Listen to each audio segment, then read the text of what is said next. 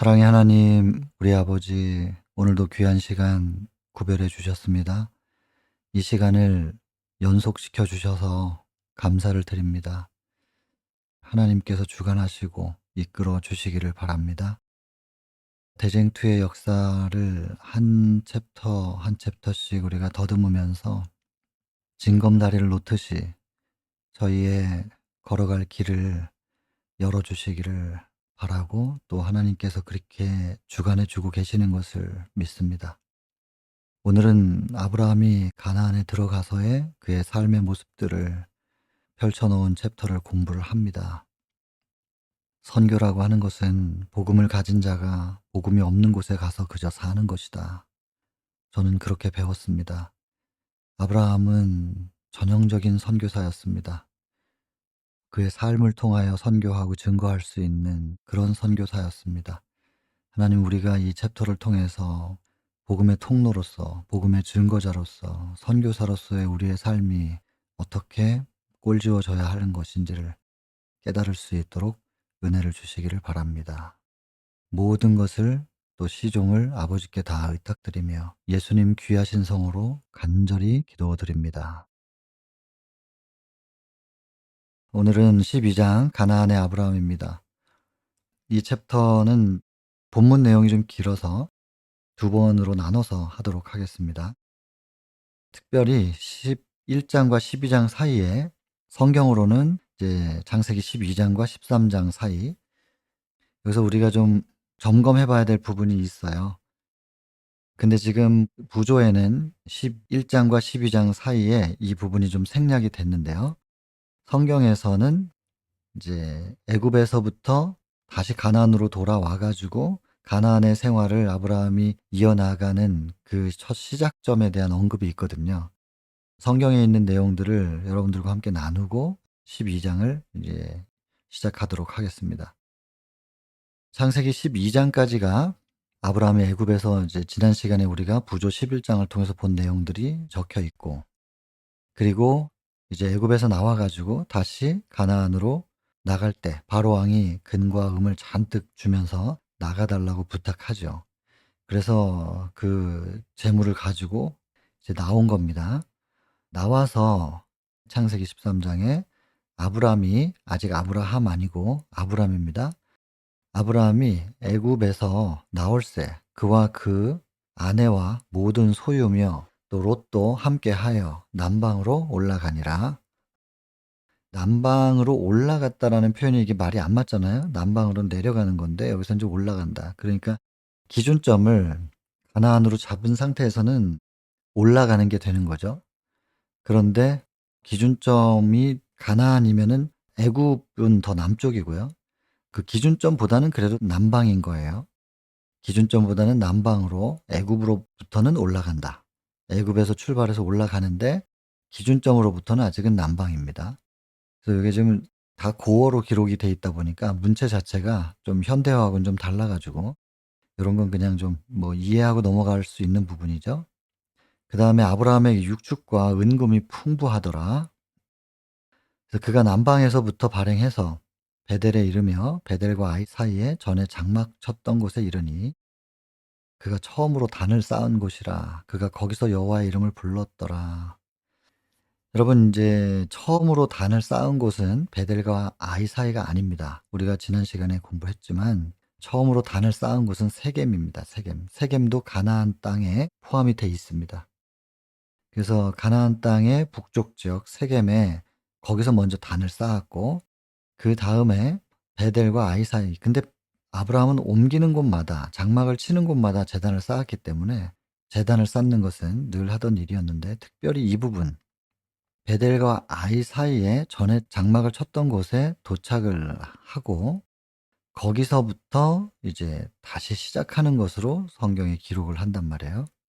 근데 그곳의 의미가 무엇이냐면 처음으로 단을 쌓은 곳이라 이렇게 적혀 있는데, 처음 단을 쌓은 곳이 아니에요. 가나안 땅에서 처음 단을 쌓은 곳은 세겜이었단 말이에요. 근데 왜 이곳을 처음이라고 표현했는가? 그가 거기서 여호와의 이름을 불렀다. 그러면 다른 곳에 제단을 쌓았을 때는 하나님께 제단을 쌓은 게 아니고 우상에게 했겠어요? 그러니까 다 모든 제단마다 여호와의 이름을 부르고 하나님께 기도한 그 제단이죠. 그런데 굳이 베델과 아이 사이 여기 장막 쳤던 곳에서, 그리고 단을 쌓았던 이곳에서 여호와의 이름을 불렀다, 제단을 처음 쌓았다라고 하는 것은 여호와의 이름을 불렀기 때문에. 근데 늘 제단을 쌓을 때마다 여호와께 기도하고 주의 이름을 불렀을 텐데 차별화시킨 거죠. 무슨 차이냐? 주석을 찾아보니 공적 예배였다는 것입니다. 그래서 공적 예배가 처음으로 드려진 곳, 그것이 그냥 습관처럼 매일매일 이렇게 아브라함은 제단을 쌓고 시작하고 조석으로 하나님께 예배드리는 것을 늘 해온 사람이 있기 때문에 이제 그런 그 연장선에서 그냥 한 곳, 그게 아니고 그가 공적인 입장에서 처음으로 단을 쌓고 하나님께 예배드린 곳, 공적인, 그의 습관이 아니고 그의 하나님과의 매일의 관계를 떠나서 공적인 입장에서 제단을 쌓았던 곳, 그곳이 처음이란 말이에요. 베델과 아이 사이에 장막을 쳤던 그곳이 공적으로 예배드린 처음이었다. 처음 공적으로 예배를 드린 제단을 쌓은 그곳이었다. 이렇게 주석이 되어 있습니다. 왜 처음이 아니었는데 여기를 처음이라고 했을까라는 궁금증 때문에 여러 가지를 이제 찾아보니까 이제 그렇게 주석이 되어 있었어요.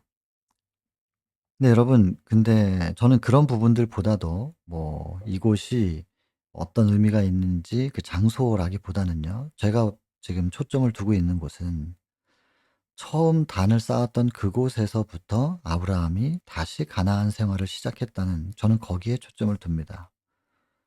아브라함이 애굽에서 실패했거든요. 그리고 자기의 믿음이 온전하지 못하다는 것이 적나라하게 드러났고, 정말 자타가 공인하는 믿음의 사람이었죠. 갈대아 우르에서 나올 때부터, 그리고 하란에서 이제 구비구비마다 주변 사람들이 다 말했을 거예요. 정말 대단한 믿음이라고.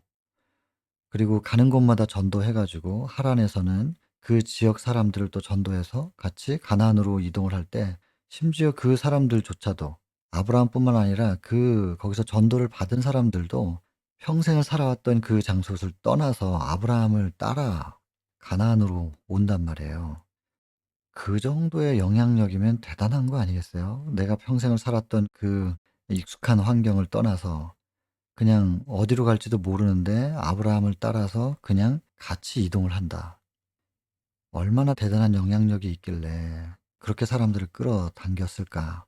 그런 생각이 들어요. 이제 그런 사람이었는데, 그러니까 주변에서도 그렇고 본인도 그렇고 대단한 신앙인이라고 생각했겠죠. 근데 애굽에 딱 가 보니까 '아, 내가 이런 사람이었구나. 이 정도의 신앙밖에는 가지고 있지 못했구나.'라는 걸 자기도 깨닫고 충격받았을 거예요. '아브라함이 꽤나 충격을 받았겠다.' 생각이 들어요. 근데 한 가지 좀 생각해 보고 싶은 것은, 자기가 그 정도의 믿음밖에 없다는 것을 알면서도 믿음 있는 척 했거나, 부족함을 알면서도 그것을 하나님 앞에 내놓지 않고 채워 달라고 기도하지 않고 그냥 모른 척하면서 겉으로는 믿음 있는 척, 신앙 있는 척 하지는 않았을 것입니다. 아브라함도 자기를 몰랐을 거예요. 미처 깨닫지 못해서, 몰라서 그랬을 거예요. 모르는 건 인제부터 알면 되는 거니까. '아, 이제 알았네.' 회개하고 다시 시작하면 되는 거니까. 그게 유일한 위로이지 않았을까? 제 경험을 비춰서 생각해 본다면. 몰랐거든요, 저도. 이제 깨닫고 나니까 철저하게 하나님 앞에 수정시켜 달라고 이제 매달리게 되고, 텅 비어 있는 곳을 있는 것처럼 착각했는데 좀 채워 달라고 매달리게 되는 거죠. 일부러 그러지는 않았을 거예요. 몰랐으니까 그랬죠. 모르는 것을 하나님께서 죄로 탓하지는 않으시니까. 그래서 그런지 여러분, 여기 창세기 12장 13장 그리고 부조 11장 12장을 통해서 기록된 내용을 보면 하나님께서 아브라함을 책망하는 내용은 한 군데도 없어요. 혼내지를 않으세요. "이제 깨달았니? 이제 알았니? 알았으면 됐다." 그리고는 오히려 은과 금을 잔뜩 쌓아 가지고 기근 가운데서도 생활할 수 있는 기근이니까. 자연에서 먹을 것을 얻을 게 없으면 사 먹으면 되잖아요. 사서 먹을 수 있도록 은과 금을 잔뜩 주시잖아요. 책망하지 않으셨어요. 책망하는 내용이 한 줄도 없어요. 몰랐으니까. 아브라함이 몰라서 그랬던 거니까 이제 깨닫게 하신 것이고, 깨닫게 하시는 과정 속에서 시련을 통해서 깨닫게 하시고 풀물을 통해서 불순물을 제거하시는 그 과정이었던 거지. 그래서 그 시련의 과정이 아브라함에게 쉽진 않았겠죠. 힘든 시간이었겠지만은, 그러나 하나님께서 그를 책망하거나 혼내지는 않으셨다고요. 깨닫게 하는 과정이었던 거지. 그래서 아브라함은 깨달아요, 자기의 상태를. 그리고는 다시 처음에 단을 쌓았던 곳으로 돌아와서 처음부터 다시 시작합니다. 여러분, 우리가 신앙의 생활을 하다가 이렇게 실족할 때도 있고, 사단이 파놓은 함정을 미처 모르고 쿡 밟았는데 그냥 빠져버리고 그럴 때 있지 않겠어요? 그냥 그때 절망할 이유는 없습니다. 그냥 그 자리에서 '아, 내 함정에 빠졌네. 일부러 그런 건 아닌데 여기에 함정이 있는 줄을 내가 몰랐구나.' 그리고 푹 빠져 가지고 내 힘으로는 도저히 벗어날 수가 없어요. 올라올 수가 없는 거예요.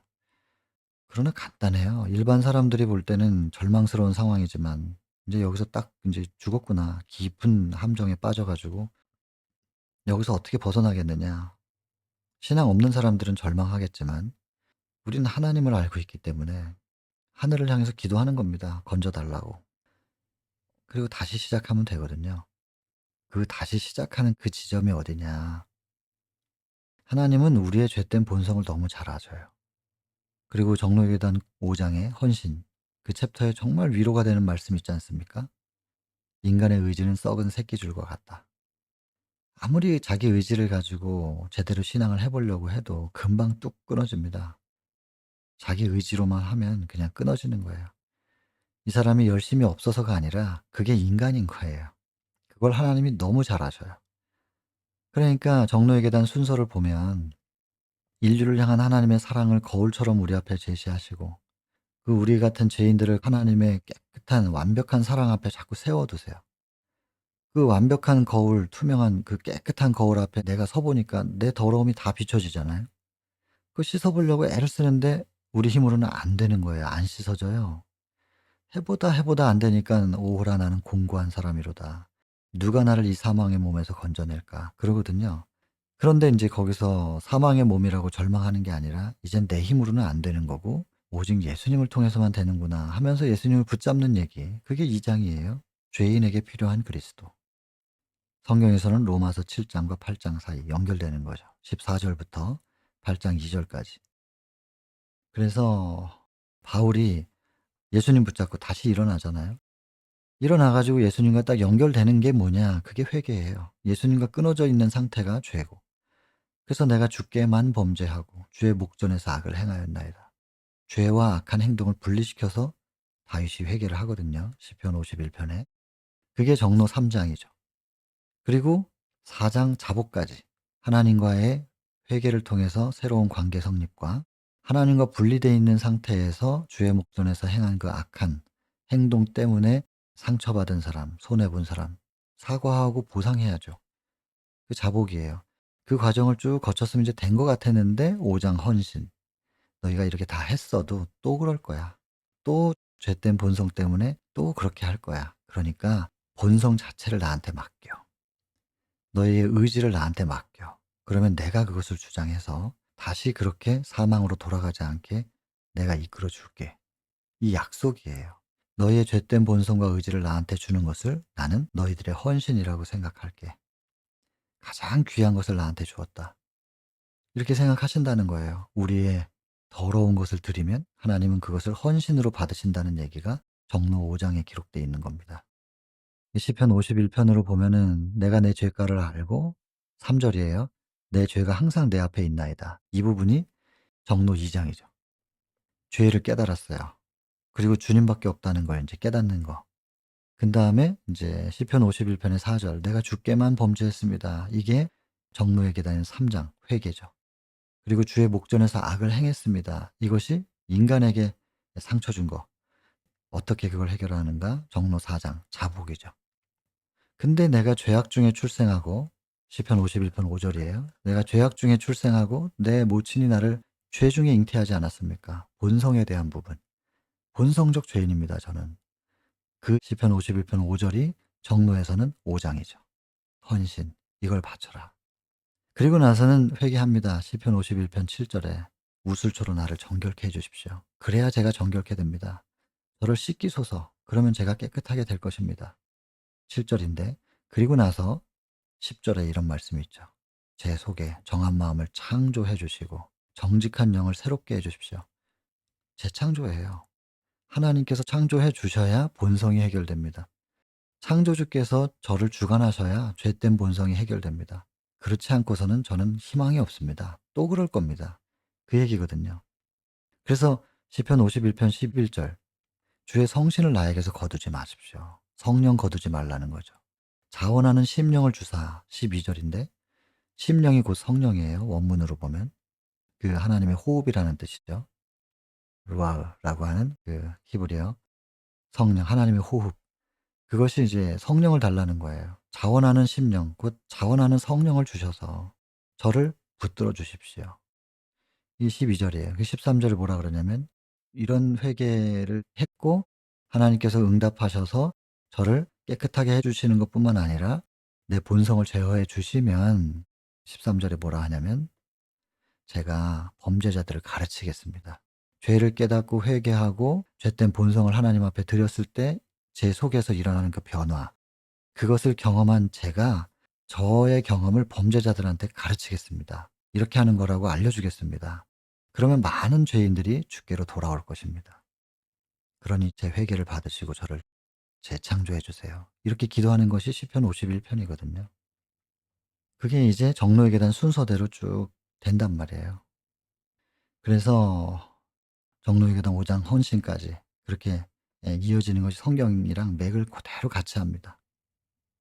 이것을 이해하고 처음부터 다시 한다면 저는 정로의 계단부터 다시 했으면 좋겠어요.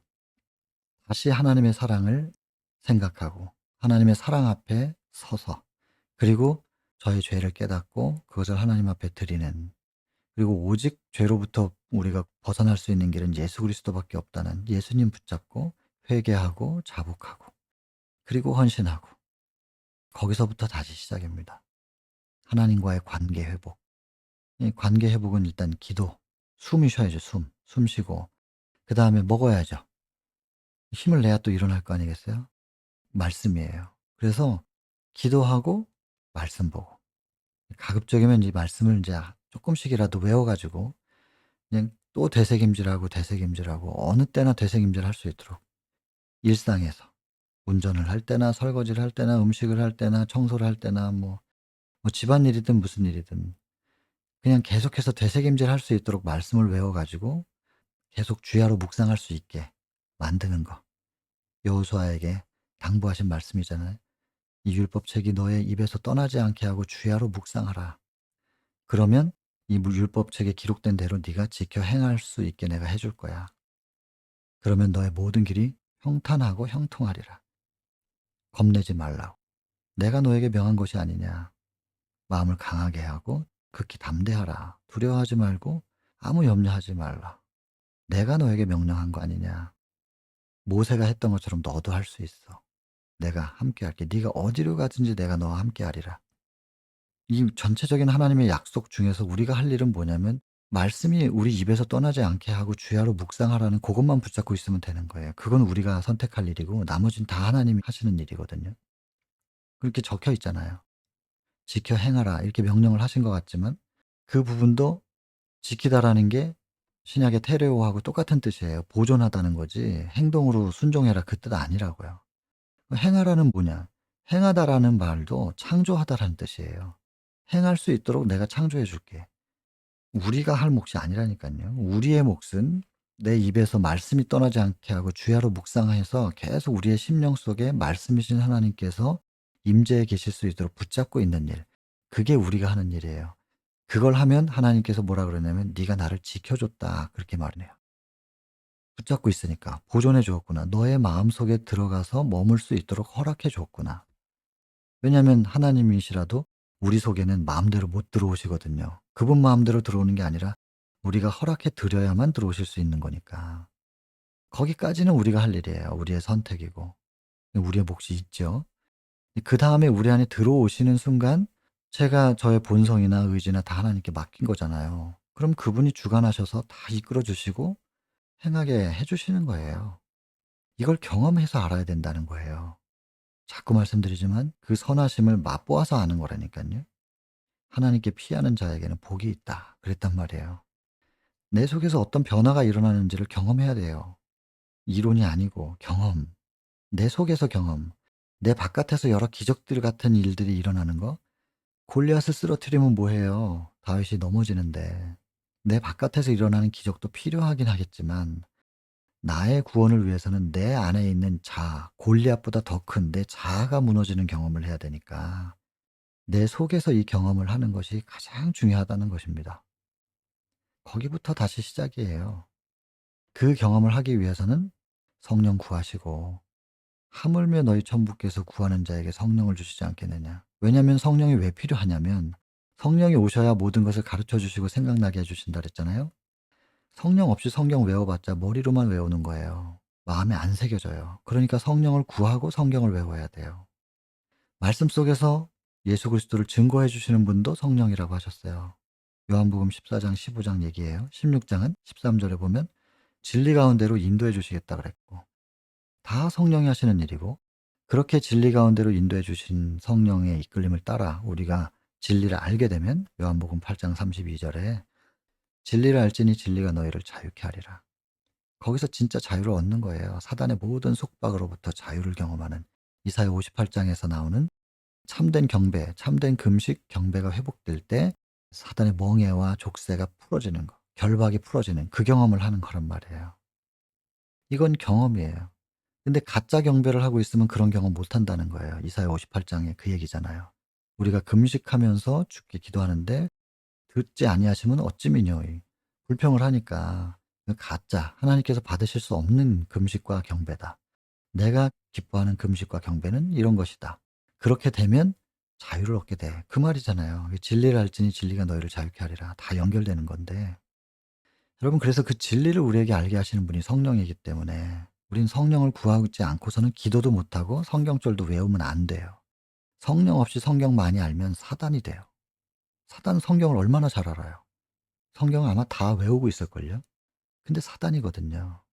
성경을 많이 알고 있다고 해서 암기하고 있다고 해서 하나님의 통로가 아니고 하나님의 사람이 아니고 성령에 의하여 그 성경이 머리가 아닌 가슴에 새겨지고 우리의 심령을 하나님의 임재로 물들여 줄 수 있게 돼야만 그게 하나님 백성이고 하나님 자녀란 말이죠. 그러니까 성령 구하지 않고 성경 외우면 큰일 나요. 그리고 내가 다윗의 집과 예루살렘 거민에게 은총과 간구하는 심령, 그것도 성령이라는 뜻이에요. 루아흐. 부어주리니 그랬단 말이에요.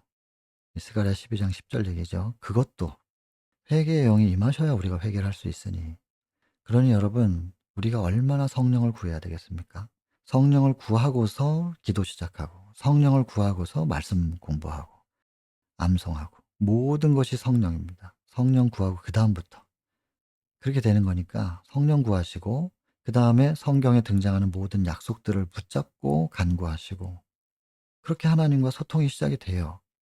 그리고는 하루를 살아갈 수 있는 힘, 양식은 꼬박꼬박 조금씩이라도 계속 외우는 거예요. 매일 꾸준히.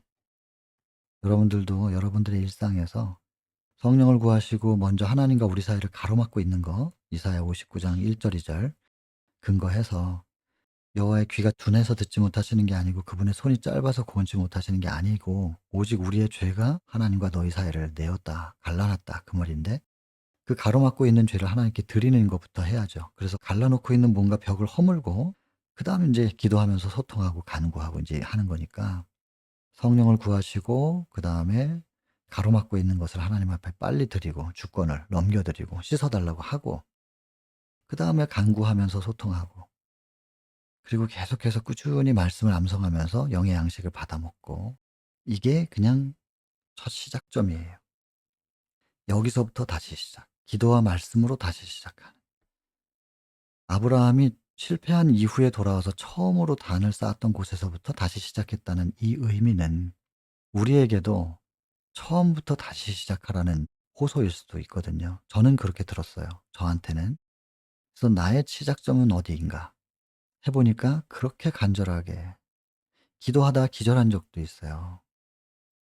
몇 시간 동안 한 4 시간 반을 무릎 꿇고 기도하다가 한번 쓰러진 적이 있었어요. 간절했던 거거든요. 절박했던 거거든요.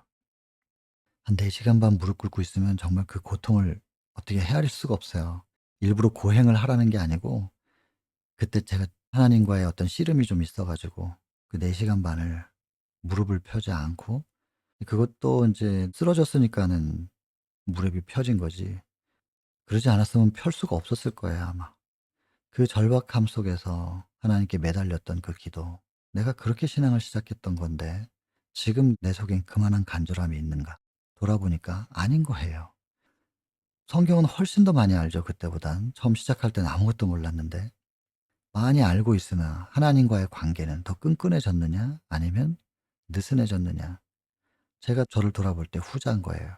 심각한 거죠. 그래서 다시 시작. 다시 시작하는 것은 뭐 대단한 어떤 뭐 변화를 준다기보다는 우리의 일상에서 기도와 말씀의 시간부터 특별히 구별해서 거기서부터 다시 시작. 그다음 스텝은 그분들이 인도해 주실 겁니다. 우리가 스텝을 만들어 가는 게 아니라 인도를 따라가는 거고, 우리의 새로운 시작은 그분과의 관계 회복. 관계 회복은 기도와 말씀. 기도의 첫 번째는 성령 강구. 그냥 이거부터 시작하시면 됩니다. 13 장의 이 시작점이 저한테는 너무나 큰 의미가 있기 때문에 이 부분을 좀 특별히 여러분들에게 강조를 드렸고, 그리고 나서 이제 가나안에 다시 정착해 가지고 살아가는 이야기가 본문에 나오는 겁니다. 롯의 얘기를 해요. 아시잖아요? 롯의 식구들하고 아브라함 식구들하고 서로 인제 좀 마찰이 좀 생겨요. 그 목축하니까. 그래 가지고 인제 아브라함이 "우리는 한 고륙인데 내 목자나 너의 목자나 서로 다투게 하지 말자. 우리가 왜 이렇게 다투면서 이래야 되느냐.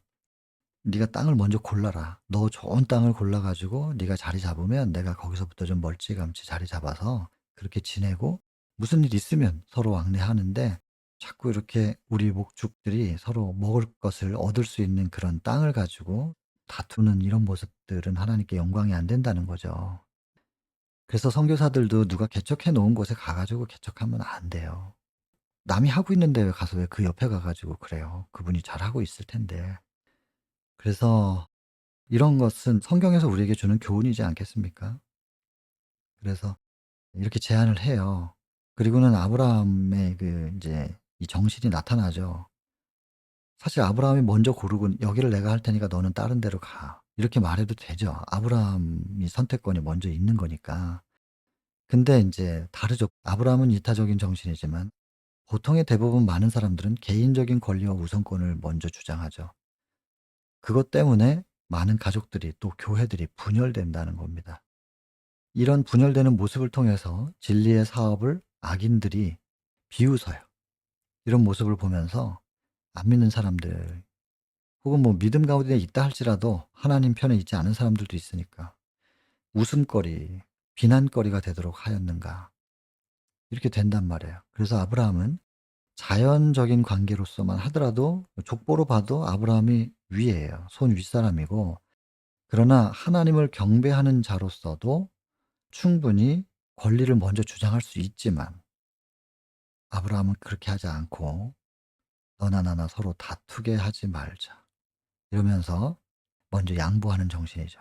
그래서 이 아브라함의 정신을 우리에게 본받으라 하는 것입니다. 본받으라고 하는 말은 그렇게 하라는 게 아니고 이렇게 될 수 있게 기도하라는 얘기입니다. 우리는 못해요 이렇게. 아브라함도 하나님이랑 같이 있었으니까 이렇게 한 거지, 하나님이랑 같이 아니었으면 자기도 자기 권리 먼저 주장했겠죠. 이 온 세계를 통하여 하나님의 자녀들은 한 가족이므로 하나님의 자녀들끼리 절대로 불목하는 모습을 보이지 말라는 거예요, 사단에게 빌미를 주니까. 근데 하나님의 한 자녀인데 저 사람이 아직 메시지를 깨닫지를 못해요, 내 형제가. 그럼 어떻게 해야 되겠어요? 그냥 내가 먼저 이 빛을 받았으면 내가 양보하면 되는 거죠. 내가 떠나면 되는 거잖아요.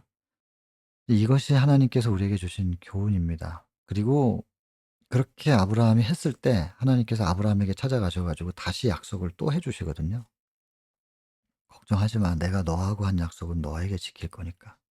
밑에 보면 나와요, 그 얘기가. 우린 이걸 믿어야 됩니다.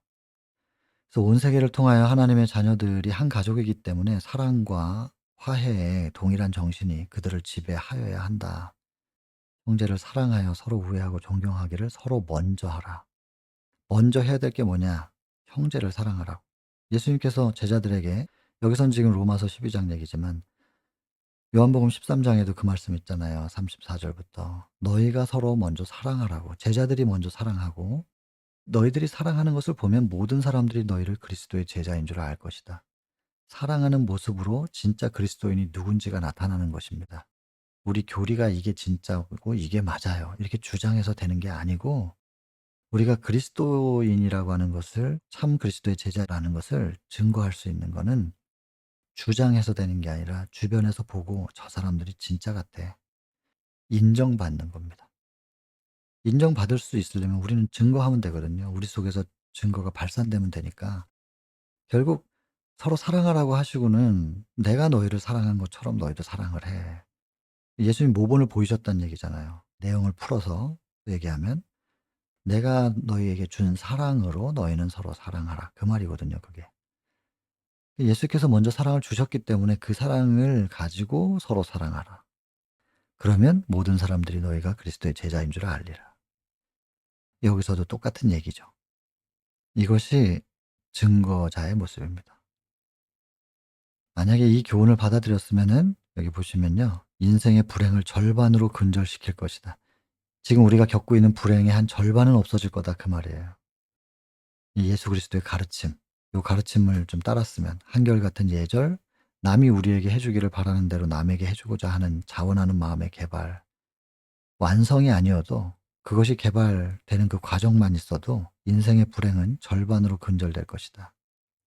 자아 존대의 정신은 사단의 정신이고, 그리스도의 사랑을 품은 마음은 자기 자신의 이익을 구하지 않는 사랑을 소유할 것이다. 먼 얘기 같잖아요. 그러나 이 먼 얘기를 내 안에서 구현해 내야 되겠다라고 결심하지 마시기를 바라요. 내가 그 결심을 한다고 해서 이게 되는 게 아니고, 이런 사랑이신 분을 내 마음속에 모시기로 결심하시길 바라요. 그러면 그런 사랑이 내 마음에 들어오셔서 충만하게 되시면 그냥 넘쳐 흐르는 거예요. 물을 가득 컵에다 채워 가지고 걸으면 아무리 조심스럽게 걸어도 출렁출렁 넘치거든요. 예수님이 내 안에 충만하면 그냥 살아가면 예수님이 출렁출렁 넘쳐 가지고 사랑이 주변에 흘러가는 거니까 우리는 주님만 모시면 되는 일이죠. 그리고 예수님의 가슴으로 바라보는 거예요. 뭔가를 보고 판단하게 되고, 뭔가를 들어도 예수님의 가슴으로, 예수님의 마음으로 판단하고 생각하게 되고, 예수님의 마음이 우리를 이끄는 대로 걸어가면 되는 일이니까. 그러면 우리의 발자취를 "사랑이었다." 이렇게 누군가 언젠가는 말하겠죠. 그렇게 우리가 사랑을 하는 거죠. 우리 힘으로는 안 됩니다. 여기 보면 각자 자기 일을 돌아볼 뿐더러, 그러니까 이런 사람들, 그리스도의 사랑을 소유한 이런 사람들은 각자 자기 일을 돌아본다.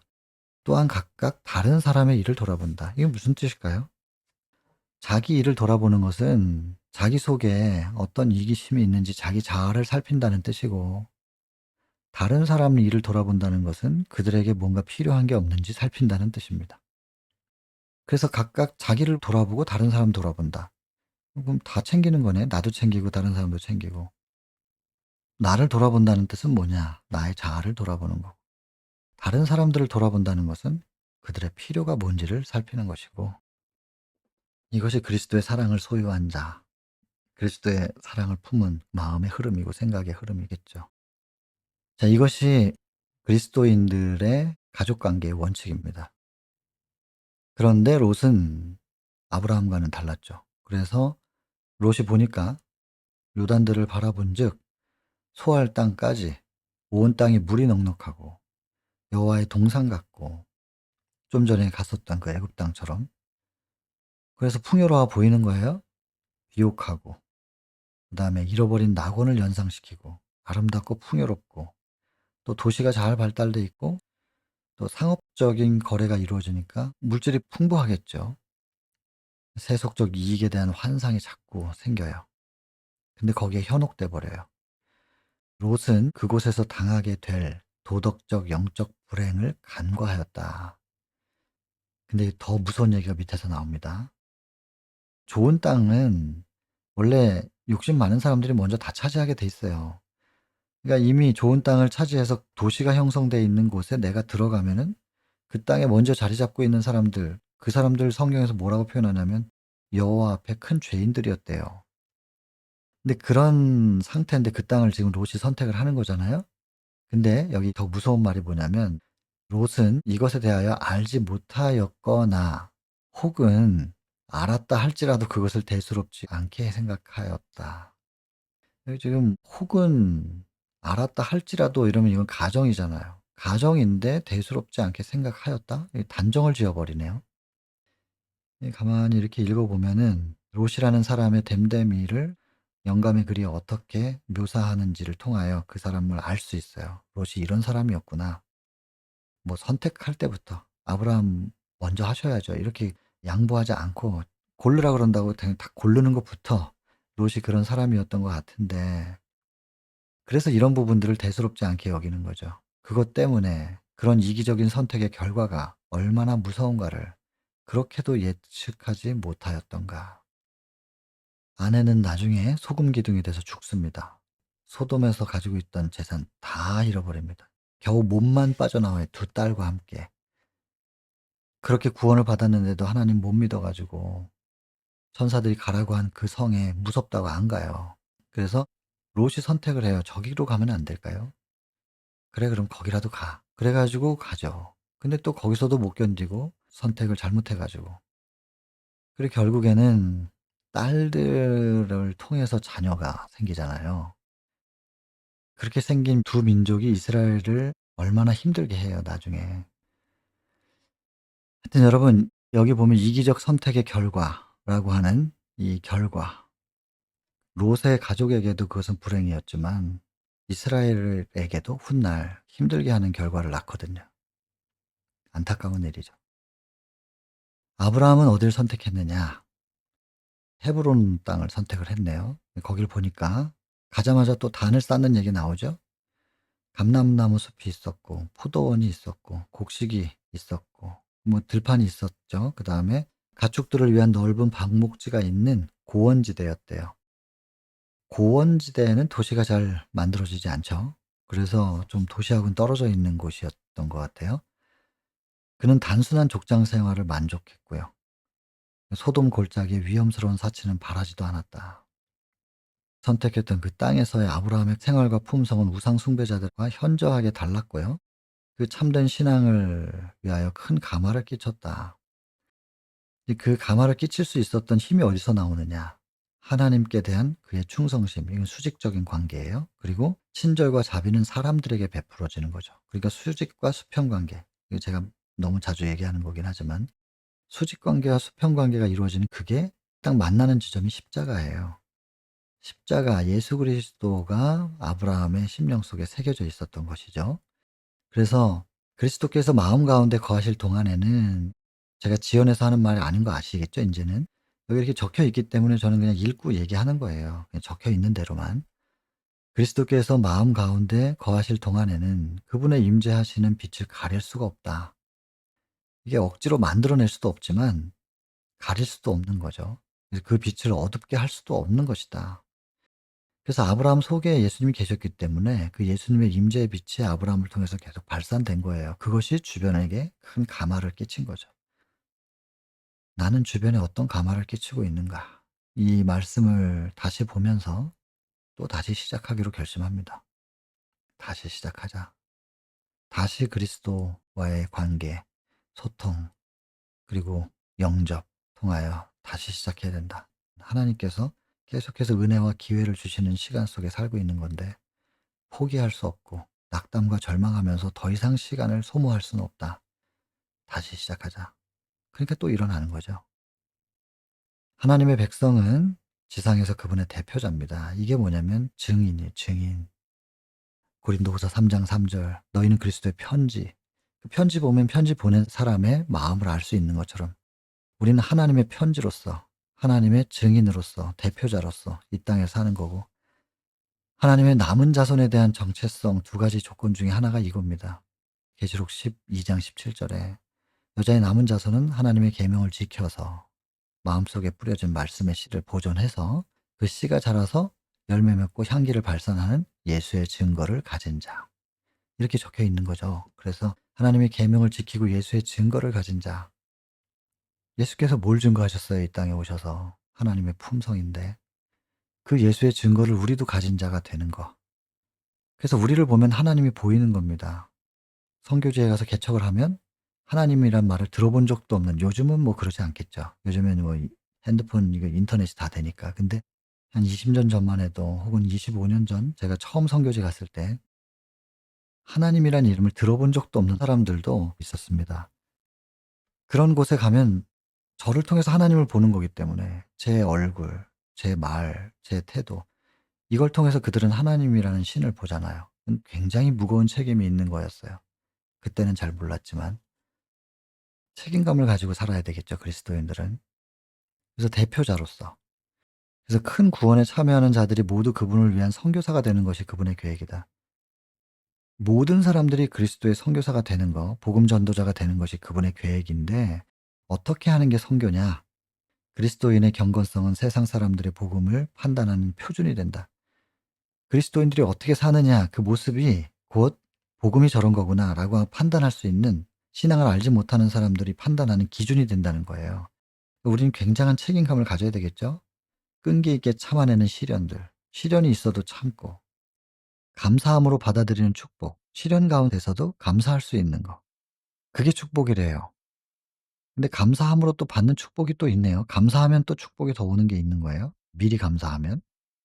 온유하고 친절하고 자비롭고 습관적으로 나타내는 사랑, 이런 것들이 하나의 표준이 된다는 건데, 이런 요소들을 가지고 있는 사람들, 그런 사람들이 그냥 살아가는 거. 그 선교의 시작점은 복음을 가진 자가 복음 없는 곳에 가서 그저 사는 거래요. 복음적으로 살아가면 주변에 복음을 모르는 사람들이 볼 때 저 희한한 사람이 하나 왔네. 이사를 왔네. 살아가는 걸 보니까 자기들하고 좀 달라요. 희한하네. 그리고 관심을 갖다 보니까 아, 저 사람이 하나님을 믿는 사람이구나. 하나님은 저런 분인가 보구나. 그게 전도라니까요. 그거보다 더 좋은 전도, 그거보다 더 좋은 선교가 없다고요. 우리의 삶을 통하여 예수 그리스도를 증거해서 그 예수 그리스도의 향기가 다른 사람들에게 전달되고 그 향기가 좋다고 느껴지는 사람들이 그 향기의 근원을 향해서 자꾸 나아오게 되는 거. 이게 선교고 이게 전도란 말이에요.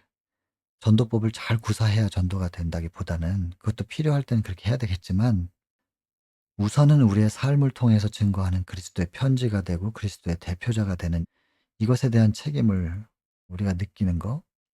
그래서 책임지기 위해서라도 우리를 변화시켜 달라고 기도해야 되죠. 가식적으로 꾸밀 수는 없잖아요. 그건 금방 드러나니까. 그래서 이걸 변화시켜 달라고 기도해야 되고, 근데 여러분 변화시켜 달라고 기도를 하다가도 살다 보면 드러나잖아요, 내 본성이. 근데 놀라운 게 뭐냐면 이렇게 하나님께 복음 전도를 위해서 내가 증거하기 위해서 변화시켜 달라고 매달리고 있는 순간 내에 그런 과정 속에서 드러나는 그런 저의 본성적인 허물 있잖아요. 그거를 하나님께서 제 선교지 경험을 보니까 가리시더라고요. 다른 사람들이 못 보게 이렇게 가려요. 근데 나중에 이렇게 하나님이 가려 주셔서 제가 좋은 사람인 것처럼 그들에게 보여줬던 것이 마치 자기의 의라고 착각하게 되는 함정을 또 사단이 파요. 그래서 거기 또 빠져요. 교만해져서 내가 의로운 줄 알고. 이게 자꾸 엎치락뒤치락 하는 건데 한 25년쯤 지나다 보니까 인제 좀 알 것 같아요. 내가 뭘 기도해야 되는 것이며, 그리고 이렇게 기도하고 애쓰고 있는 한 완전하지 못한 저를 통해서 복음을 전해야 되니까 하나님께서 이렇게 가려 주시는구나. 제가 진짜 의로운 게 아니라 하나님께 가려 주셔서 그렇게 증거자로 보여질 수 있게 하시는구나. 근데 이걸 가지고 또 사단이 함정을 파 놓으면 이제는 더 이상은 빠지지 말아야지. 이것이 나의 의인 것처럼 생각하고 거기에 빠지지 말아야 되겠다. 이렇게 생각을 하게 되죠. 요즘에 그런 기도를 한다고요. 참 깨달음이 더뎌서 이제서야 이런 것들을 이제 깨달아 알고, 그래도 지금이라도 깨닫게 해 주신 게 얼마나 감사합니까? 앞으로는 좀 더 다를 수 있을 테니까 계속 내일을 바라보고 오늘을 살아가는 것이죠. 하나님께 감사하면서. 우리를 회개케 하기 위하여 과거를 살펴보긴 하지만 내일을 봐야죠. 하나님께서 생명을 허락하시는 한 기회의 은혜의 시간을 주신 거기 때문에 과거는 어떻게 됐든 다시 시작해 가지고 은혜 주신 대로 기회 주신 대로 우리가 나아가야 되는 거니까 일어나야죠. 그래서 과거는 회개하기 위해서 보는 것이고 내일을 바라보며 오늘을 살아가는 겁니다. 일어나고 전진하는 것이죠. 과거가 어땠든지 간에 남들은 다 욕해도 하나님은 지금 우리가 다시 시작하면 우리를 의롭다고 인정해 주시는 분이니까. 자, 속 없는 아브라함이 그렇게 배은망덕하고 사실 롯이 가지고 있었던 그런 거 전부 아브라함 때문에 얻은 건데 자기 것인 양 생각하면서 좋은 땅을 선택하는 그 롯을 괘씸하게 생각하지 않고요. 그 롯이 전쟁의 포로로 끌려가고 있는 소식을 듣고 속이 없어요, 아브라함이. 달려가 가지고 구해내는 이야기 잘 아시잖아요. 요 앞부분은 뭐 역사적인 얘기가 좀 있습니다. 뭐 엘람 왕하고 그 동맹하는 그 가나안 뭐 국가들하고 요런 전쟁 이야기 좀 보시고 그래 가지고 인제 점령을 해놔 가지고 다 이제 엘람 왕 밑에 있었던 건데 가나안에 이제 몇 나라들이 연합해 가지고 반역을 일으키니까 다시 제압하려고 인제 쳐들어와 가지고 싹 혼내주고 다 뺏어가고 인제 그런 상황이에요. 근데 그때 롯도 인제 끌려가게 된 상황이죠. 이걸 인제 아브라함이 듣고 그냥 바로 분개합니다. '그 배은망덕한 놈 잘 됐네. 맛 좀 봐라.' 이렇게 하는 게 아니고 그를 구원하기로 결심합니다. 다만 무엇보다도 먼저, 무엇보다도 먼저 하나님의 권고를 구하고 그다음에 전쟁 준비를 하죠. 그냥 자기의 의협심으로만 나가는 게 아니고 하나님의 권고를 구하고 준비해 가지고 이제 나아가서 뭐 그리스도인이라고 해서 그냥 항상 뭐 비겁하고 약하고 물러서기만 하고 양보를 하는 거지 물러서는 게 아니에요. 양보해 주는 거지 하나님의 사랑으로 나누어 주는 거지 겁먹고 물러서는 게 아니라고요. 근데 필요할 때는 용기를 내야 되고 전진을 해야 되지 않겠어요? 그래서 아브라함이 하나님의 사람이었으나 악을 대항하는 데 있어서는 굉장히 공격적이었어요. 그래서 가 가지고 칩니다. 그들을 치는데 신속하게 기습해 가지고 승리를 하죠. 근데 여기 뭐라고 하냐면 하나님의 돌보심 아래에 있는 아브라함에게 승리가 돌아간 것은 당연한 일이 아니냐 이 말이에요. 당연하게 이기죠.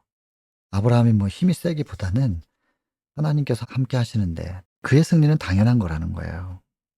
이런 표현들이 얼마나 우리에게 용기를 줍니까? 그래서 롯도 구해내고 이제 전리품도 다 되찾아 가지고 다 오는 거죠. 여기 보세요. 의로움은 비겁한 것이 아닙니다. 아브라함의 종교는 의를 지지하고 피의 압박인을 방어하는데 그를 용감한 사람으로 만들었음이 드러났다. 필요할 때는 용기를 내야 됩니다. 계속해서 물러서는 게 아니고 양보는 할지라도 물러설 수는 없는 것입니다. 승리하고 돌아오니까 소돔 왕이 환영하러 왔어요. 그리고 포로들만 주세요. 이기신 분이 전리품은 다 가지는 게 뭐 늘 관례니까 아브라함은 안 갔습니다. 전리품을 얻기 위해서 싸운 게 아니라고 하는 거죠. 오직 하나님의 의로운 정신으로 나아간 것이지 이거 뭐 얻기 위해서 싸운 게 아니라는 거예요. 하나님께 영광을 돌리기 위해서는 그 전리품을 가지면 안 되는 거였던 거죠. 그것을 이 영감의 글에서는 시험이라고 표현해요. 이와 같은 시험을 당했을 때 아브라함처럼 자기 자신을 고상하게 나타낼 사람은 드물 것이다. 물질, 돈에 대해서 욕심을 내지 않는 사람들은 드물다 이 말입니다. 이것을 시험이라고 표현했단 말이에요. 하나님이 한 시험이 아니잖아요. 근데 이것을 사람은 시험을 받고 사단은 이걸 이용해요. 사단은 시험하죠. 이런 상황 속에서 아브라함 같은 정신, 오직 하나님께 영광이 되는, 여기 보면 하나님께서 아브라함에게 복 주시기로 약속하셨다. 그분께 영광이 돌려져야 됐다. 아브라함이 받은 모든 것은 하나님께서 주신 것이고 하나님께 돌려져야 되는데 그냥 전쟁에서 이겨가지고 그거 뺏어갖고 부자 됐나 보다. 그렇게 생각할 여지를 주지 않는다는 것입니다. 자신이 이익을 얻기 위하여 전쟁에 가담하였다고 생각하게 하거나 그의 번영이 그들의 선물이나 호의에 의한 것이라고 오해할 기회를 주면 안 돼요. 오직 하나님께로만 받았다. 이렇게 돼야 된다는 것입니다. 그리고 여기 좀 신비스러운 사람 멜기세덱이 등장하는데 유대 전승에서는 이 멜기세덱을 셈이라고 봅니다. 노아의 첫째 아들 셈. 근데 멜기세덱의 반차를 쫓아라고 해서 신약에서도 이걸 언급을 하거든요. 그래서 예수 그리스도를 상징해요. 복음의 맥을 잇는.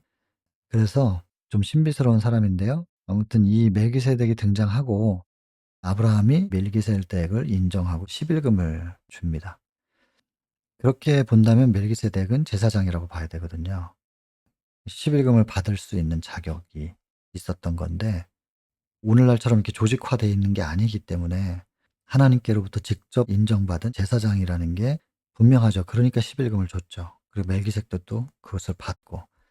그렇다면 가나안 지역에 어떻게 하나님께서 인정하는 제사장, 하나님께로부터 안수받은 제사장이 있을 수 있었을까? 뭐 이렇게 생각해 본다면 유대 전승 쪽에도 어느 정도는 근거가 있다고 보여집니다. 노아의 후손을 통해서 복음의 맥을 잇는 그 계통을 노아의 후손이었다라고 밖에는 볼 수 없죠. 그렇지 않고서는 이렇게 하나님의 제사장이 가나안 지역에 있을 수가 없고 또 11금을 줄 이유도 없죠. 지금 내용이 자세히 적혀 있지 않아요, 성경에는. 그래서 무슨 관계가 있는지 모르지만 아브라함이 멜기세덱을 몰랐다면 어떻게 11금을 주겠어요. 알고 있으니까 줬겠지. 어쨌든 이런 그 승리의 소식을 듣고 환영하러 멜기세덱도 와서 승리를 축하해 주고 그래서 11금을 주고 이렇게 됐습니다. 이렇게 승리했던 아브라함도 사람이고 사람으로서의 그 불안한 부분이 또 드러납니다. 이것이 애굽에서뿐만 아니라 계속 아브라함의 생애 속에 드러나고 하면서 시간이 지나면서 자꾸자꾸 하나님께서 대화해 주시고 더 약속을 굳건하게 해 주시고 "내가 너한테 이렇게 약속했잖아." 이러면서 자꾸자꾸 말씀해 주시면서 더 굳어져요.